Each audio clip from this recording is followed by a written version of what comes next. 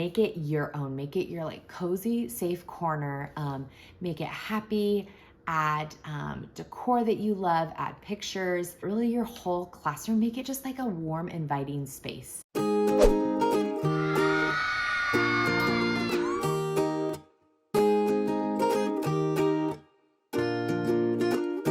Hey there, friend. I'm so excited for you to be here today. I'm Catherine Barker, and today's video, we're gonna be talking about the 12 essential classroom setup areas that you need to know about.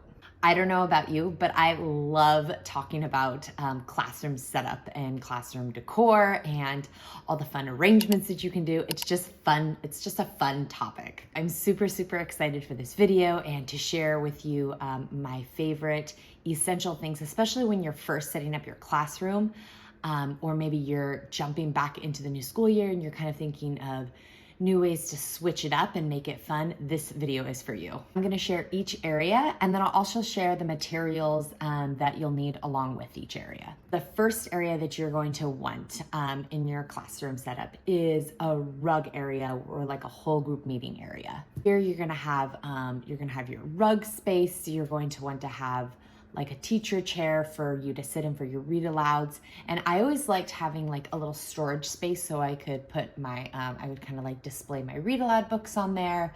I had little cubbies, so if I had like little things in there that I just needed to pull out, maybe stuff for my calendar area, because I had my rug next to my calendar area too. Those are some of the materials that you'll want for your whole group meeting space. So the second area that you're gonna wanna have is like a calendar area. So you're gonna wanna display the calendar, you'll want your days of the week, maybe you'll want, so a lot of people will do like birthdays. You can have also like a pocket chart of like the countdown to how many days you've been in school, to count to the 100th day of school.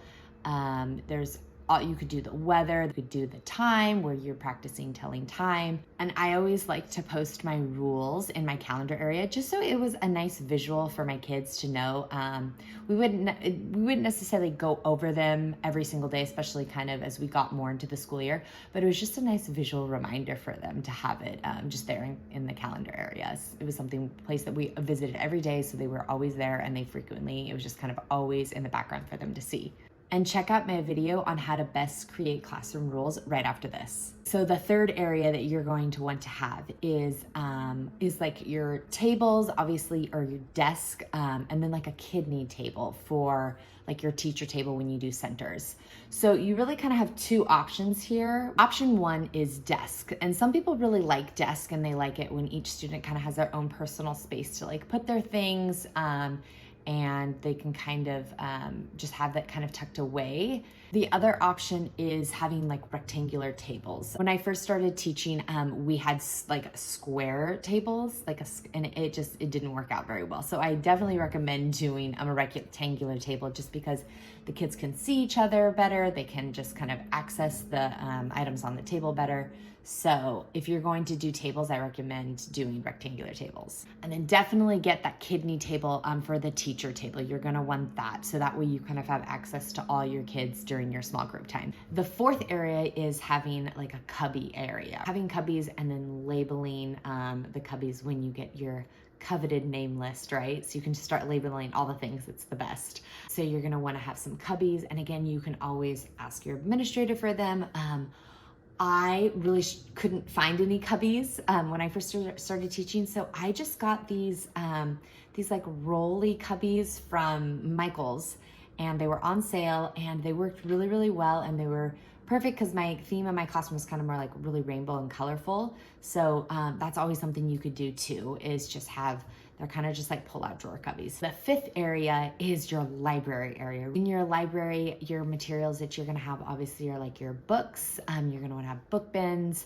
You can get, like I love the storage containers from just Target, honestly. I would get them, they're storage containers, and I would just like, a lot of them go up and down, but I'd flip them on their side and then just stick the book bins in there, and then you have your cubbies, and it's pretty cheap, easy way to make like a little library area. You can also like throw some stuffed animals in there and have them be like their little book buddies. You can get like couches or like little mini couches or little chairs. I found like a little mini rocking chair at like TJ Maxx. So just kind of look around. Facebook Marketplace is also like another great place that you can kind of like hunt and check around for some things. You can also throw like a fun rug in there, and then have like labels for your book bins to kind of like organize your books. The sixth area is a writing station. With your writing station, you're gonna want to have like a word wall that can be like displayed right in front of the writing station. You can have different like vocabulary words kind of put up there. I've seen it where if the kids want to like write letters to each other, you can put up the other students' names on the word wall so they kind of know. You can like have it alphabetized and have the names up there. Sometimes you can even do it like next to the little picture and with their name. I had in my writing station like a little mailbox. It was so fun. The kids would write little notes to each other. They would write letters and different things. I would switch it out every season. So I would have them like write Christmas cards to each other or Valentine's Day cards. And they would mail them in the mailbox, and then I would open the mailbox and we would deliver the mail every week. You'll also want like obviously pencils and papers and crayons and anything else to help them if they want to like draw pictures with their writing. The next area is having like an art station. I would just switch out our art project every month because, and it just would often be like seasonal just because I freaking love seasonal things. So I would have it so like say we would do like a snowman when it was like January, winter time. We would do like springtime, we would do like a flower art. So it was just kind of depending on the season. I would just switch it out every month. And the kids would go to the station, they would make the art project, and then they would kind of move on. But you can do like free art. There's really no right or wrong way to do art, right? So it's totally up to you of how you want your students to allow them to like express themselves. The next area that you can have in your classroom is like a dramatic play area. You could just have like a kitchen in there and just have it just be like a normal kitchen, or if you want, you can kind of switch up the theme. I switched it out often. So I would do like every other month, I would switch my dramatic play and have it be themed. So in the winter, we would do like a hot cocoa station.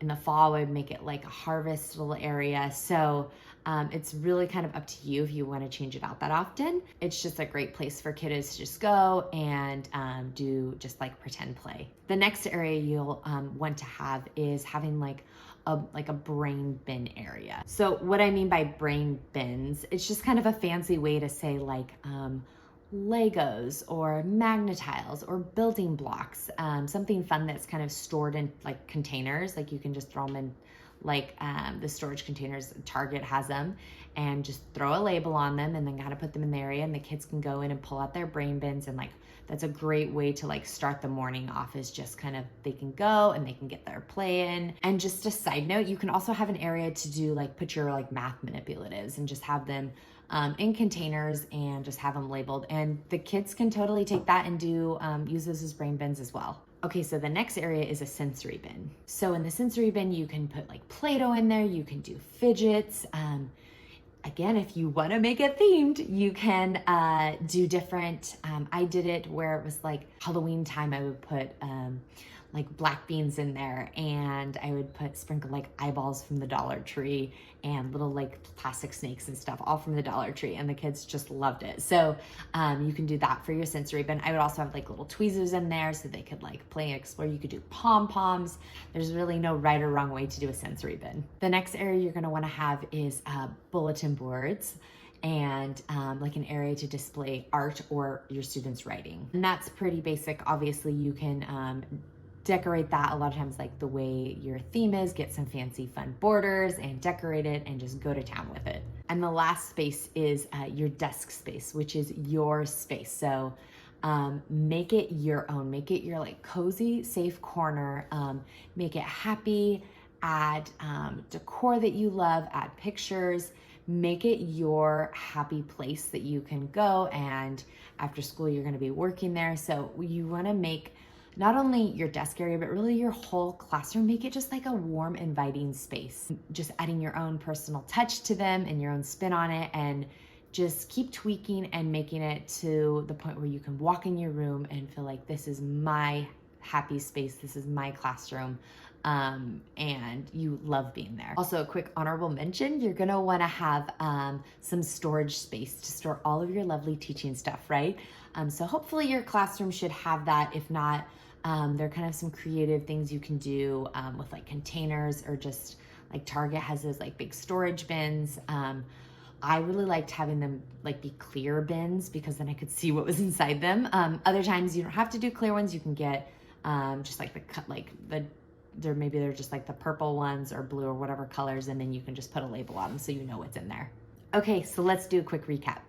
So we went over the 12 classroom areas that are really essential to any elementary classroom. We talked about having like a rug space or a carpet space for your whole group meeting area. We talked about having a library space, having a calendar, and like a place to post your rules in the calendar area as well. And don't forget to check out my video on how to best create classroom rules coming up next. So that is everything, my friend. So just make sure when you're making your classroom, make it fun.